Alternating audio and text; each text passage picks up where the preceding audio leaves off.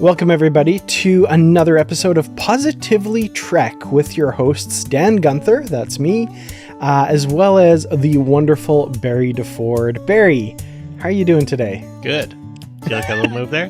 Got closer to the mic. Look at that. There. That was you can nice. see the top of my head. It's perfect.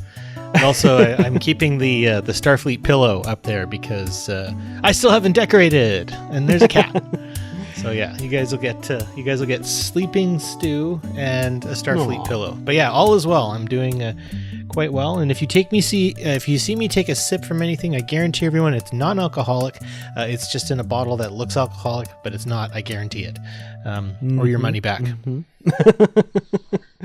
All right. Well, that's good. That's good. Like Starfleet officers, we don't drink on duty. So, yeah, because that's what this episode is all about. Is the question that I think a lot of people have asked while watching Star Trek over the years. It's actually a topic that, were it not for this Strange New Worlds episode, we could have a podcast episode all about the topic, which is, what is Starfleet? Which is also the title of the this episode of Strange New Worlds. And the title of a tell-all documentary by one Beto Ortegas. Very interesting. And before we get to the meat of the episode, what I want to talk a bit about is my expectations for this episode, which were met brilliantly. Yeah, you nailed it. They really did. So television shows have done this sort of thing in the past. Babylon 5 has a couple notable examples. I think The West Wing has done it. There's been many television shows that do like the in-universe news report or documentary where the whole episode is like an in-universe look at the situation in the fictional universe that it's purporting to document, right? And I was really hoping, as we got closer to this episode, going just by the title and the knowledge, of course, that Beto Ortegas was working on this documentary in previous episodes, that's what this would be. And I was so overjoyed that that's exactly what we got. So did you have similar expectations? I think I kind of hung off of your expectations in a lot of ways because you have a adeptness for that sort of thing, Dan. But no, it was something I was expecting. Whether or not it was going to get pulled off was kind of what I was holding out hope for. And I would just say, yeah, just kind of broad strokes. This was, again, a departure, but also a welcome departure. It really did look at things in a different way, in a like literal sense, in certain aspects that we can get into here right away. So overall, yes, this was a really cool documentary format to a show I am enjoying more and more as I watch it. Definitely. Well, yeah, let's talk a bit about the format of the episode. So there were no opening credits. We just launch right into like a title card talking about how, in the interests of transparency and through the Federation Freedom of Information Act, certain parts of this documentary have been declassified, and you're seeing the raw declassified documentary. The implication of which being, I think Beto made this documentary and it probably got like immediately just kind of shelved because there's a lot of stuff in here that would be classified. And then presumably, I guess maybe this is years later or something. They don't really get into that, but this is the declassified documentary all about this incident. The whole format of it using only camera footage that Beto himself got with his little floating cameras, as well as Enterprise security cameras throughout the ship, and on a couple of occasions on the outside of the hull, but fairly infrequently for that, which was interesting. We get this story told to us, and very realistically, sometimes like if characters are far away and they're not meant to be performing for the camera, the camera is instead overhearing something. It's very muted. It's very far away. They don't know they're being recorded. Lots of little things like that tell this story that was so much fun to watch. Yeah, it's the nuance that it's the nuance that gets this episode all of its energy, all of its gravitas, I think. Watching Beto's sister, obviously, Ortega's at the helm when she's manning the ship, and you've got that con camera looking up at her, right? Or when one of those floating camera drones is like right up on Pike's face, even for the actors themselves, this would have been quite the departure.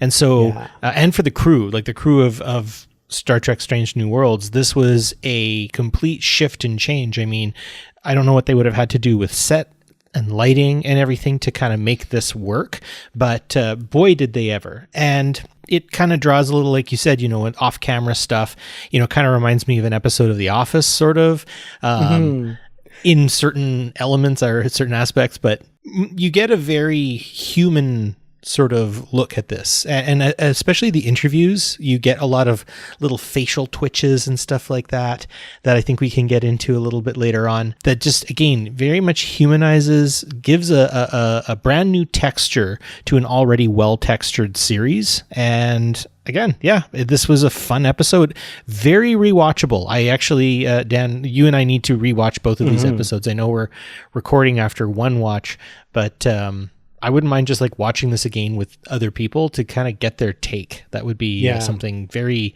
important to me, because this was a different episode, and I liked it for that. There was a lot of changes from the norm, and it was welcome. Absolutely. Yeah, you made a comment that I thought of partway through the episode as well, which was the comparison to The Office, which, is purportedly a documentary being filmed about this paper company kind of thing. And in this episode, like in The Office, the camera itself becomes a character a lot of the time. And my favorite bit is when characters are spiking the camera. They're glancing at the camera as it like flies in their face and stuff. Nobody quite does like the Jim Halpert, like look at the camera. If you're watching on YouTube, but you do get the like flashes of annoyance as they notice the camera kind of recording the scene, and it really it invites the camera to become a character, but also the audience to become a character in this show, which is just a really fun format to play with. And I can't think of an example of Star Trek having done that before, really. No, they break the fourth wall without breaking the fourth wall, because they're all still in character, but in universe, they're breaking the in-universe fourth wall. So very humanizing, like you said. And the amount of camera spikes, I think, you could probably put together a pretty entertaining drinking game where you take a drink every time someone spikes the camera. You'd be drunk by like Act 2. Yeah. The closest I can think of, because I know we have some Uber fans watching and listening. Patrick Carlin, I'm talking to you here for sure, as well as many others. I would say maybe like Rules of Engagement of Deep Space Nine, where there's a trial, and during testimony it goes into it. They had a unique style where like the character would be talking to the camera as though they were giving testimony, and then they'd take their place in the, not reenactment, but the story they're telling. That'd probably be closest. And then maybe like Pale Moonlight. Sisko's log entry at the end of In the Pale Moonlight, I was just about to say. Yeah, absolutely. But never quite as direct as there's a camera floating here and we're in the middle of a crisis kind of thing. Yeah, it's again a very refreshing take, and again it does so much to humanize these characters. And I mean, I think it really does, I would say, kind of buries the lead a little bit in terms of the great question of, is Starfleet, an imperial colonial force? Is the Federation out for conquest, just in a nice sort of way? I think that question does get a little bit answered by the way in which these characters act when they are under the gun, I guess you could say, of a constantly floating around camera. It reminds me of when Pelia was doing her like monologue on the Vesda and the evil in this universe, and that there truly is evil, and it's like, do you want me to do that again as another take, kind of thing? I'm sad that didn't make it into the documentary, I guess. So yeah, definitely. I guess this would be a good time to dive into the questions that this documentary is trying to ask, right? So what is Starfleet? I mean, we have that soundbite from Picard in the season 2 TNG episode Peak Performance, right? Where he says, Starfleet is not a military organization. To which we all go, are you sure there, Jean-Luc? Like, you do a lot of diplomacy and stuff, but as this episode points out, in this era, for the era, the ship is bristling with weapons. It's the forward tip of the spear of the Federation, right? Now, is that spear one of conquest? Is this an empire? What's the difference between an empire and a federation? What's the difference between a warship and a starship, right? They call them starships, but are they just warships? And I think, yeah, like we said, this episode kind of gets around that by showing what typically happens in Star Trek, which I think is good evidence in the column of, they're a military. Yes, that's a given, but they're not a conquest-driven military. They're not an empire. Because, yeah, what happens here usually happens, right? They discover something new. They attempt to learn more about the thing and ultimately act on behalf of the oppressed or the less privileged part of the equation here, right? Yeah. I'm curious what this documentary would have looked like if it was aboard a ship during the Federation Klingon War, or if it was aboard Discovery when they're, going to the Klingon homeworld in the final episode of season 1 of Discovery, right? Like, I feel like there are situations that aren't addressed by this that maybe are a little bit more questionable when it comes to the actions of Starfleet. Yeah, I suppose for me, the way I've always kind of parsed this out myself is I actually teach a lot about empires and stuff like that. And, let's take our conversation we just had about Master and Commander, the Far Side of the World, right? Mm-hmm. I don't think there is a single person who would say that they were purely explorers. I know that, again, those of you who have not watched this, I'm sorry, you'll have to go back and watch or listen to our episode and then watch the movie Master and Commander, Far Side of the World. But the captain and the doctor, who's also a scientist, have a bit of a ongoing kerfuffle over whether they're to capture this French ship or they're going to go to the Galapagos Islands and, look at all these really cool animals and stuff like that. And obviously the French ship is the one they go after and they, all that sort of stuff. The French and the English as empires were competing over what I tell my students, so what I call it as the success triangle. They are going for money, resources, and power. And those things are cyclical, right? The more money you get, the more resources you get, the more power you get, the more power you get, the more money you get, the more, and they kind of help each other out. And it can really cause you to dehumanize people. It can cause you to purely look for the profit, look for those things that make you more powerful, and that's it. Whereas I would say in this respect, Starfleet is a post-scarcity, it comes from a post-scarcity society, even in the time of Pike. So I would say that, one way that we can argue for the sake that Starfleet is not an empire is definitely the fact that it is not out there looking to exploit resources. It is taking resources, right? There are colonists who go and colonize typically uninhabited worlds, all that sort of stuff.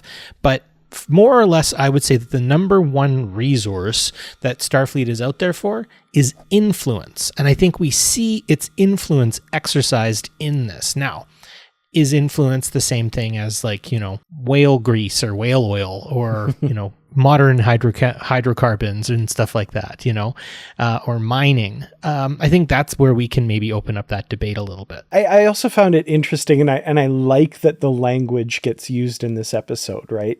The Federation, like empires, colonizes. Mm-hmm. But they use that word supposedly in a very different way and don't consider themselves colonizers. And Beto uses that word in that way and questions if the Federation is nothing more than old world colonizers. I love that moment where Uhura almost feels like that's a slap in her face when he calls her that as a member of this organization, right? I really enjoyed that little bit of, because some of the language around Star Trek is a little bit, I wouldn't say problematic, but it has roots in a lot of stuff that is not great. Yeah, well, To put say it the very least. mildly, I guess. Yeah. I guess that always begs the question, right? Is what kind of a relationship are you creating with any sentient beings that are already living in the place that you are? Human beings have, in fact, moved from place to place and gone from place to place, and people from one place have moved to other places. And in certain cases in history, and I think we forget this to our own peril, that there actually have been times where groups of people have moved to a new place and gotten along with the people they encountered and created a symbiotic relationship that still has power structures, that still has conflict. Okay, but it's not the same exploitative, bury the needle on just pure evil like Christopher Columbus or, plantations in the United States or the still ongoing hyper exploitation of the continent of Africa and stuff like that, right? So I think we oversimplify to our peril here, but at the same time, we can still kind of be like aware of some of the problematic nature of the language used in Star Trek. And as part of this discussion, when we were watching the episode, it sparked a really fascinating conversation, as any good episode of Star Trek does, I think. And I would classify this, spoiler alert for my final thoughts, as a very good episode of Star Trek.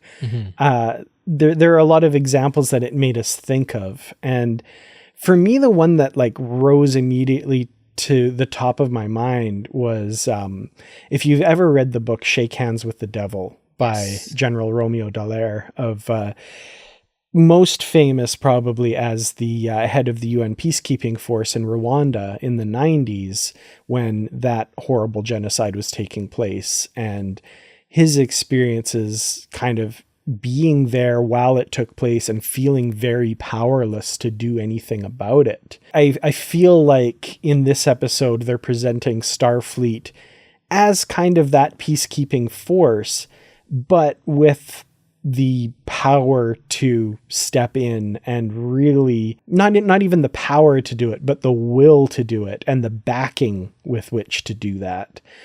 In this case, the Lutani, who are the downtrodden people in a war with the Kassar, even though they're the downtrodden people, they're doing some pretty horrific things. And Starfleet under Pike, with Pike as their representative, steps in and says, no, we won't allow you to do this, and we are taking steps to ensure that it does not happen. And I think a bigger conversation, once we kind of actually get into the plot of this episode, should take place around that, because I think there's some interesting implications, but that's what popped into my head as to kind of parallels for maybe what kind of story they're trying to tell here. And maybe this went about it in a better way than history has. Yeah. Well, there's a lot of gray areas. And I mean, bringing up the experience of General Dallaire is a perfect example of some of these gray areas. And yeah, I think we can start, we start delving into what happens in this episode. And I think we can kind of uncover a bit of those and maybe make some connections as we go. Absolutely. Well, let's talk about the actual plot. So in a lot of ways, this reminded me a little bit of the episode Lower Decks as well. From TNG, because our perspective is different. It's not from Lower Decks officers, but it's from an outsider looking in. And as you're watching the episode, you're getting information, but you're still kind of having to piece together a bit of what's going on and what the relationships and dynamics of this mission are. So, there's this planet, with the people on the planet called the Lutani. They were attacked by a sister planet named Kassar, and they have casualties that number in the millions, whereas the Kassar's casualties are a few thousand. They point that out to show the asymmetry of it here. And so in typical Starfleet fashion, they're going to be bringing aid to the Lutani, who are the attacked people, the aggrieved people in this. But part of this aid requires them to transport this spacefaring creature called a Jakaru to Lutani. And we don't really know why. We don't know what it's about, what it's for. It seems weird. In the middle of a war, they're transporting food and supplies and probably weapons. It's kind of implied, but they don't really say. I think there's a line like, what other sort of cargo are we bringing? Well, it's a war. What do you think? Yeah. And it's kind of left there. And it turns out that this Jakaru is a weapon that they are bringing as well. It's this creature that's been conditioned, basically had its brain chemistry altered and I would say tortured to become a weapon of war on the side of the Lutani. And what kind of springs from there, and we'll get into it a little bit more as we go through, is kind of the ethical dilemma of using this creature that they come to understand is, emotional and sapient and sentient as a weapon of war and how it's been mistreated. Yeah, I appreciate, especially there's one spot where the camera is way off and you've got Una and Pike both sort of huddled over a communication monitor, and they're talking to, I would argue, probably like April. That was my guess. You know, but his voice is still kept classified, so you don't actually get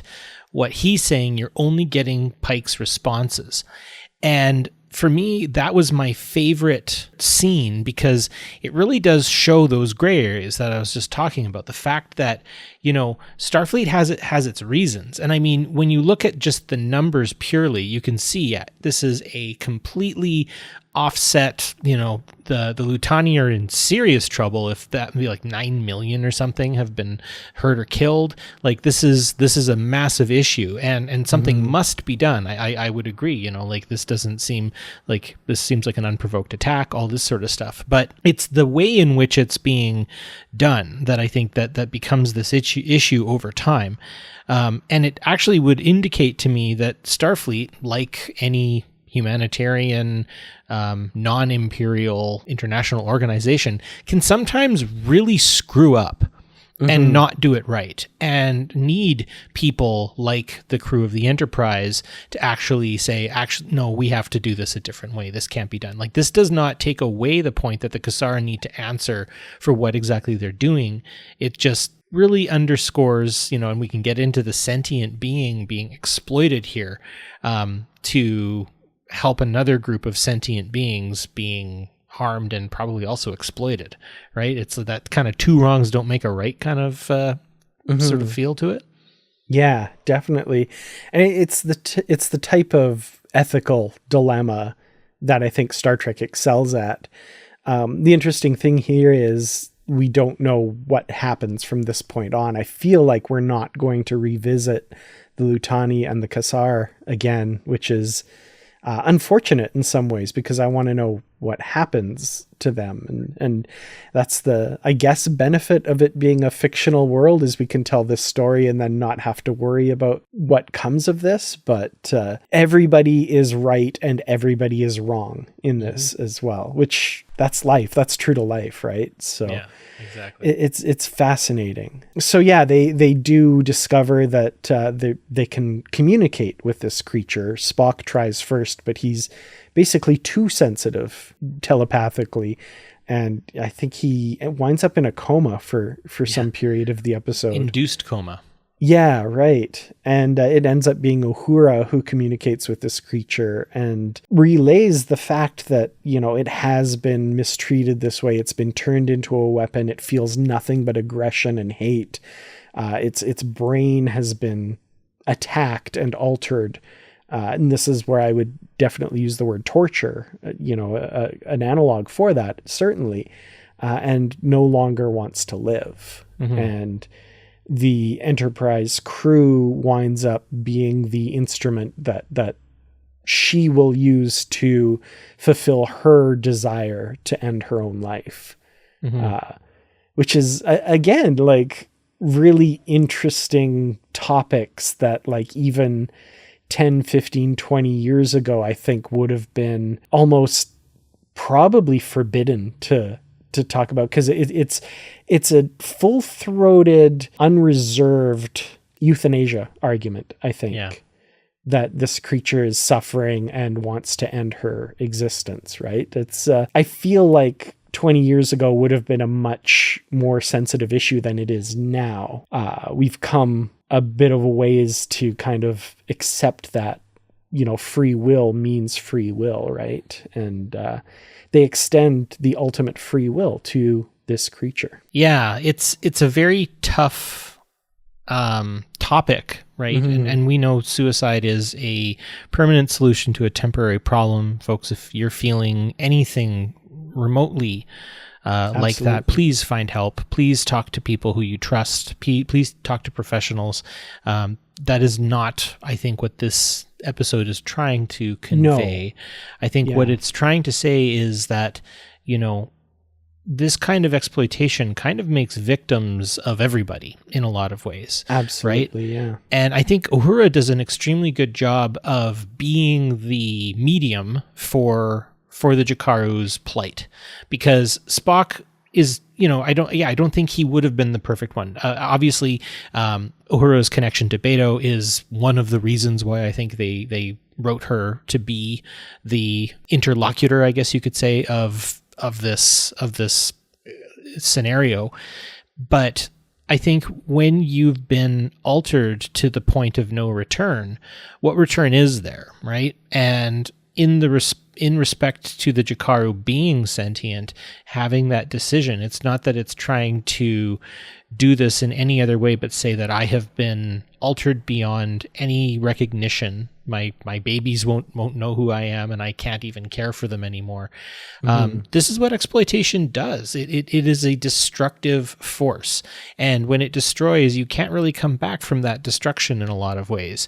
And in a case-by-case basis, looking at the Jakaru, I think her decision to kind of drift into the sun makes a lot of sense in that she has been, hit with these probes that altered the way she thinks, altered the way she acts. And no, you don't want that. I guess for me, I'm kind of reminded of Spider-Man 2 when Dr. Octopus gets told you're doing bad stuff, and he actually listens, and he's like, yeah, no, you're absolutely right. And he kind of sacrifices himself, right? To kind of do the right thing at the end. And I think there's a similarity there too. We're not just talking about someone ending their life. We are talking about someone whose life has already been ended. Yeah. And it's in this case, ultimately, and the episode does make a very good point of driving that point home, saying that, she has been radically altered and there is no going back. She's nothing but a weapon at this point and can only be used to destroy and kill. And she does not want that. Yeah. It's definitely a very tough subject, and something that I think this episode handles really well. It does drive that point home that it ends. She is already dead. She's just choosing to not harm anymore. Yeah. And I think the way they end this, it puts a nice bow on it at the end, right? The way they end this episode, I think, shows that her sacrifice isn't for nothing. Yeah. And so the Jakaru's native world is now going to be a protected world by the Federation and set up as a sanctuary so that these creatures can't be exploited that way in the future. Again, this is to me the ideal of what people would say the mission of the blue helmeted UN peacekeepers is, not always realized, rarely realized, I would argue, but the ideals behind it and the what they pay lip service to a little bit. I think this is that realized here, where the Federation is going to stand in front of this world now and say, no, you will not. That is Starfleet to me. Yeah. And I love that the episode ends with that note. As always, Positively Trek is brought to you by its Patreon supporters, including Joyce Mirren, Brandy Jacala, Christina DeClercq-Zalagi, John Guppy, Out of Memory, Patrick Carlin, and Ricky Long. If you'd like to support the podcast, visit patreon.com/positivelytrek. You can join at any level and enjoy early access to episodes, ad-free episodes, episode shoutouts, executive producer credits, and more. Again, that's patreon.com/positivelytrek. Thank you so much to those of you supporting us. We truly do appreciate it. And now, back to the show. The question it leaves unanswered, obviously, is what's going to happen with the plight of Lutani, and it would be great to maybe get some kind of closure there. And we still have a few more episodes, folks, so we'll see. Maybe we will actually see kind of what the end then of that ends up being. But no, this episode, when you actually put together all of the pieces, it's just a very good case study on what Starfleet is. Well, one thing this episode did as well, I think, was do these little character focuses on a number of our characters. Each character gets a little bit of time in front of the camera, speaking directly to it and giving a little bit of their answer to what is Starfleet, right? I loved Mbenga, who I'm going to start with. What a deep well.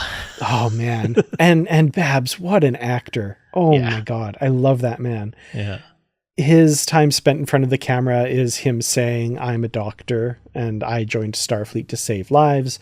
That's what I do. And I can't really speak to the military aspect of things.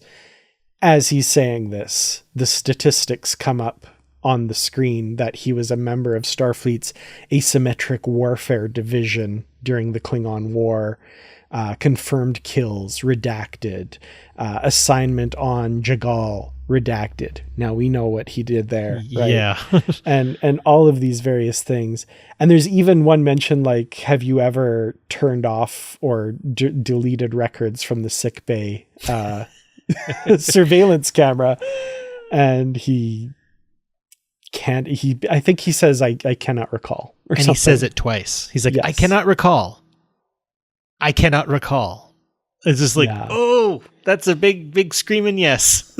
Oh, so Mbenga is an enigma wrapped in all of that stuff, right? Like he's such a deep well, like you said. And boy, that was a chilling moment where I think he's confronted with what he wants to be and strives to be, and he's confronted a bit with what he has been, and he's not willing to confront that in this moment.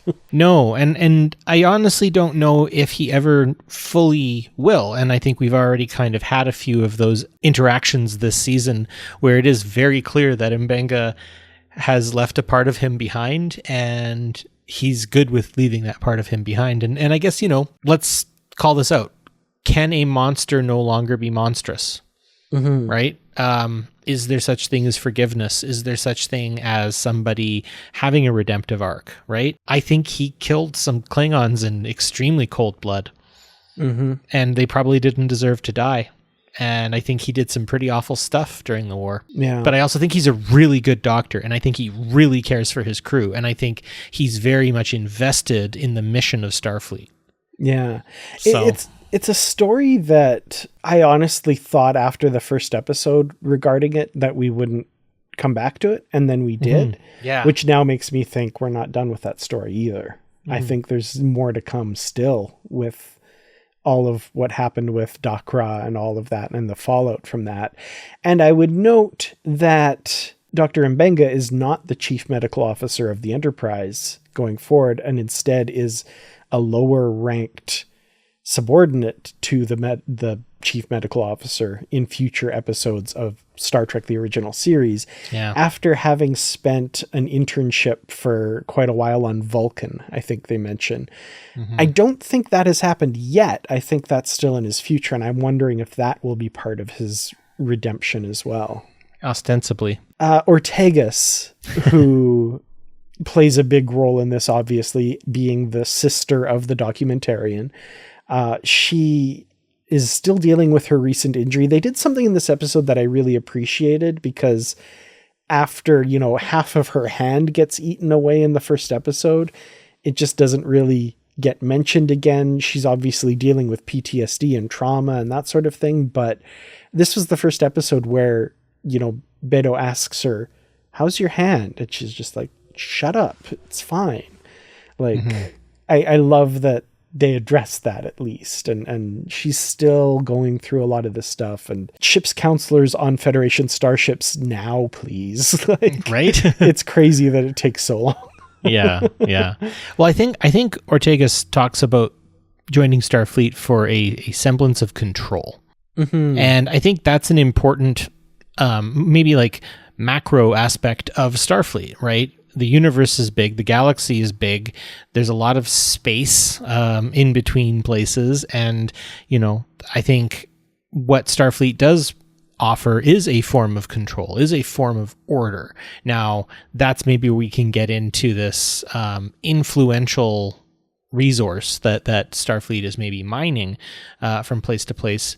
But I think put to a micro level, someone like Ortegas who likes to work on machines, it's very clear she's, kind of tinkering as she's talking to her brother very gruffly, all that sort of stuff. The way she flies the ship, like you said, the way she's managing her PTSD. Ultimately, you can see that that's what she is looking for. She's looking for some semblance of control in what is an otherwise kind of chaotic life, I think. And she even says that about herself, right? That she feels out of control, that she doesn't feel like she's got everything kind of locked down, and you can tell the way she's responding to her injury, all those sorts of things. Definitely. And I kind of expected even more of a focus on her because of who the documentarian is, but I think there's a kind of almost keeping that part at a distance from him, which we'll explore a little bit later as to why that might be as well, and what this documentary maybe really is all about. Yeah. But yeah, we'll come back to that for sure, because I want to talk about La'an next, who has a little bit in this episode, not a huge amount, but what I liked about it was her philosophy of what Starfleet is and what she is in Starfleet for. And maybe as a nice juxtaposition to M'Benga and what he says he's in Starfleet for and what he has done in Starfleet. La'an her focus is on security, keeping her people safe, keeping the people of the Enterprise safe. And the one part that I kind of kept waiting for, and they didn't pull the trigger on it, that pun was unintended, but the idea that we've always heard people say Starfleet doesn't fire first. That they always say that. That's something they've said in the past. And it almost felt like Beto was trying to get her to say that, but she wouldn't. And she said, no, if it's a matter of my people being killed or not, I will fire first. Right. And I thought that was interesting, because I feel like that might be one of the first times we've heard a Starfleet character say something like that. And it was interesting. I liked that. I think that we kid ourselves, and I don't know, I have to kind of couch this a little bit. We kid ourselves if we think that any peaceful organization even isn't going to have to use violence in certain aspects, right? It's who you give the monopoly of violence to, and the reasons in which they get the monopoly of violence, which will determine the ethical and efficacy of your organization.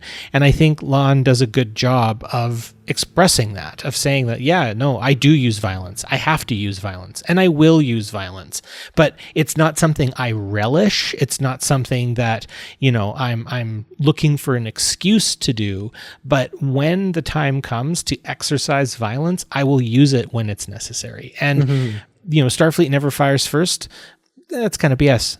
Of course they have to sometimes. They have to, right? Did the assembled fleet at Wolf 359 wait for the Borg to fire on them before they opened up?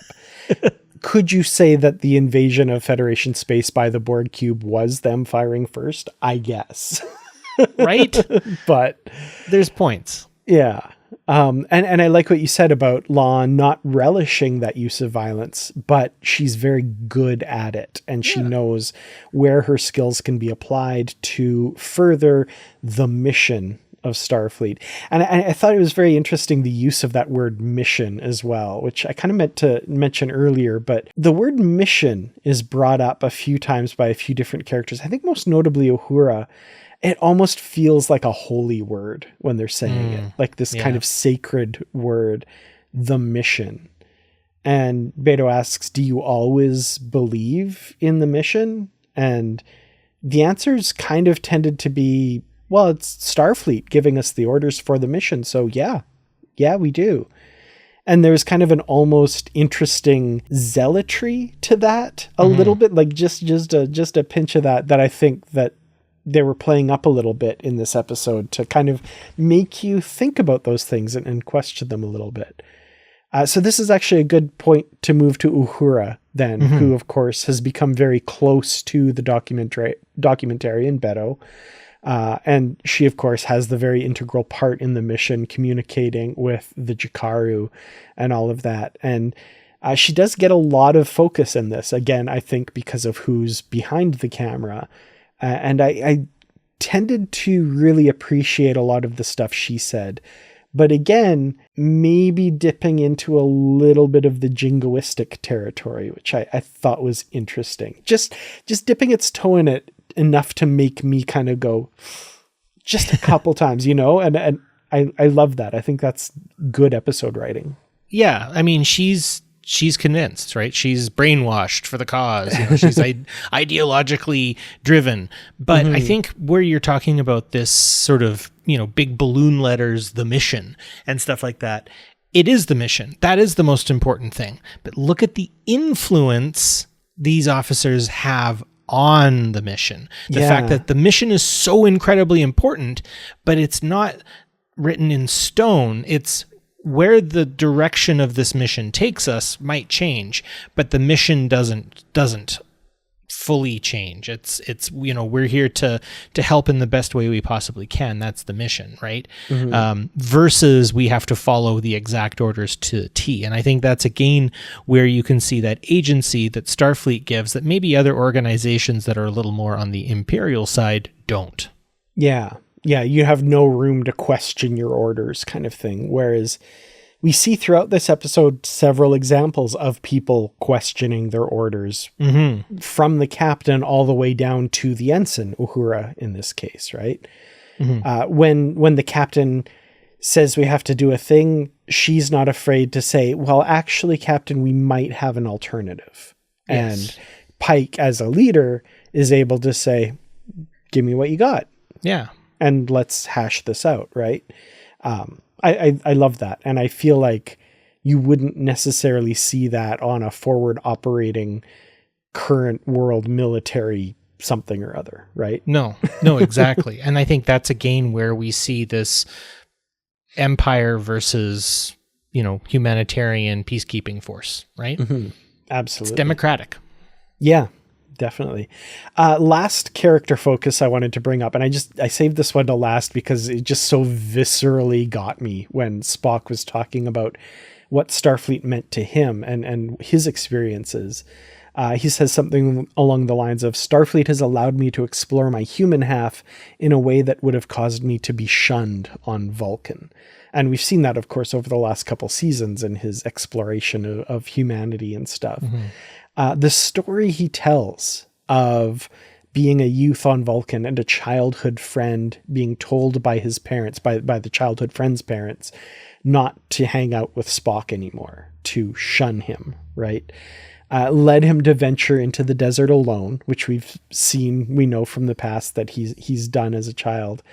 But the part of the story that's new is what caused him to do that. And then his father finding him in a cave with a knife, sitting there trying to excise his human half from himself, digging the knife into his flesh to cut out his human half. That affected me hearing that. Like, that was, what a story. And Ethan Peck, what an actor, looking straight into the camera, telling that story in his, you know, quote unquote impassioned Spock voice, right? Well, and again, this underscores where Starfleet again changes, right? It's not making you conform.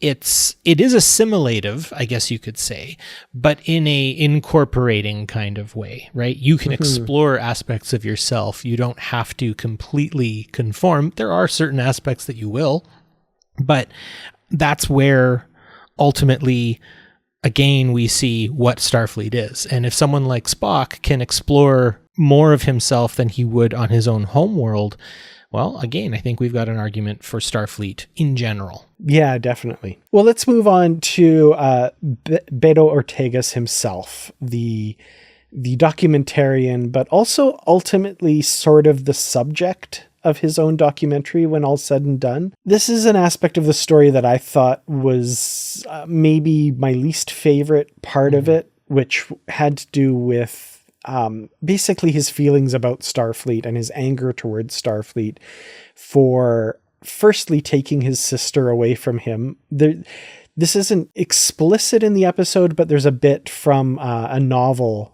that came out that was actually, season 3 was supposed to come out way before. And so there's stuff in it from the author having read through the scripts and yada, yada, yada. But she's the first Ortegas to ever leave, basically. And this caused a big rift between her and her family, and especially her baby brother, who absolutely adored her and loved her and sees Starfleet as the entity that took his sister away, and then almost permanently took his sister away due to the events of the season premiere this season. I don't have a ton to say about this part other than, I think it's kind of, people out there can correct me, but I've heard it's kind of bad form for a documentarian to insert themselves into their own documentary, even though he didn't mean to necessarily.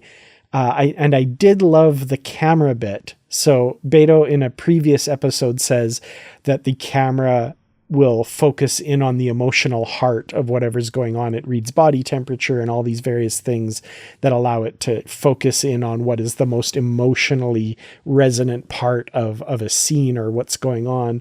And at one point where he's talking with Uhura and talks about his experiences with his sister and why he has these strong feelings towards Starfleet, the camera just slowly turns towards him and starts zooming in. And he does this little camera spike, which is just like, oh, crap. Oh, here we are. And I love that. Like, if you're paying attention and you catch that and you remember that line from that previous episode, that look he gives the camera is a brilliant, beautiful piece of acting where he's going, damn it, I'm the story. Oh.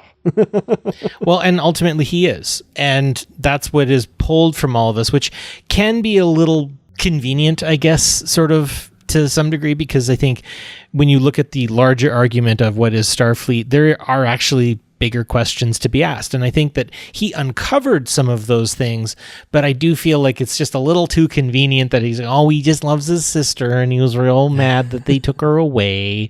And that's all, because to some degree that can then be used against people who have actual problems with actual imperial, colonial, exploitative forces that are happening in real life right now. Oh, you're just mad at them because you don't like them, that kind of thing. So I would say that would be the one aspect of this episode that I'm like, oh, come on. But other than that, this was great. I enjoyed it. Well, I think that's kind of the main meat of what I wanted to talk about. There's always that last little bring out your dead bit, just little bits to talk about.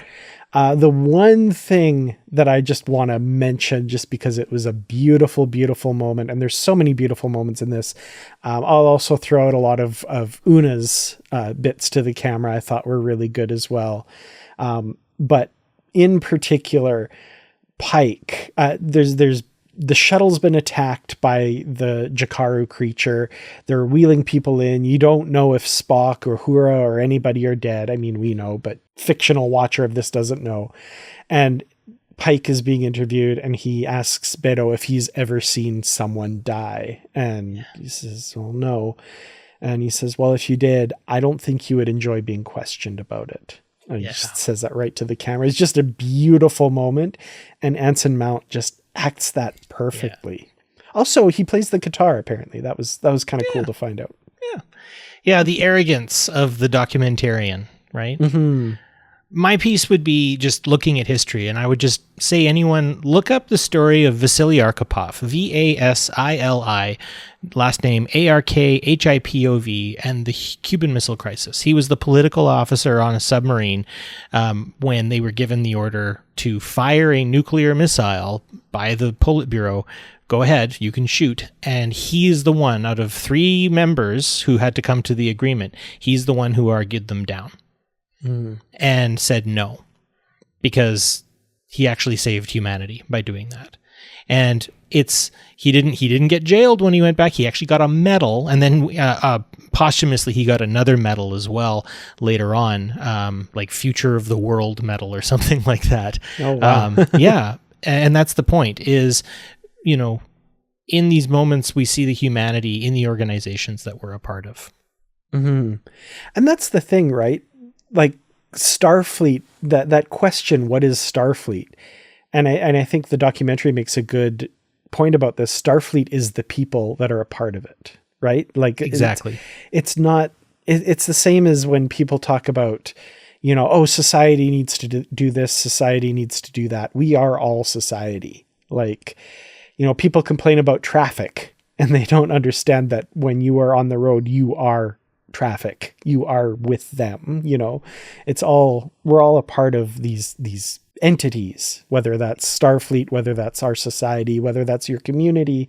It is the people. So those would be my final thoughts about this episode, and just a huge rating of extreme excellence for this. It is an extremely well produced episode. It will make me think for many hours to come after we've finished watching it. And I think this discussion is barely scratching the surface of those conversations that can be had about this episode, which is just chef's kiss. That's what Star Trek is to me. Full agreement, man. This was a good episode. I enjoyed it a lot. Well, we would love to hear your thoughts on this episode, so please reach out positivelytrek@gmail.com or the show thread in the Positively Trek discussion group. We would love to hear from you. Thank you all so much for watching and or listening this week. We really appreciate each and every one of you. So until the next episode, as always, stay positive. Positively Trek is produced and edited by me, Dan Gunther, and co-produced by Barry DeFord on Treaty 8 territory, the home of the Beaver, Cree, Dene, and Métis people, whose histories, languages, and cultures we respect. We acknowledge the many First Nations, Métis, and Inuit who have lived in and cared for these lands for generations.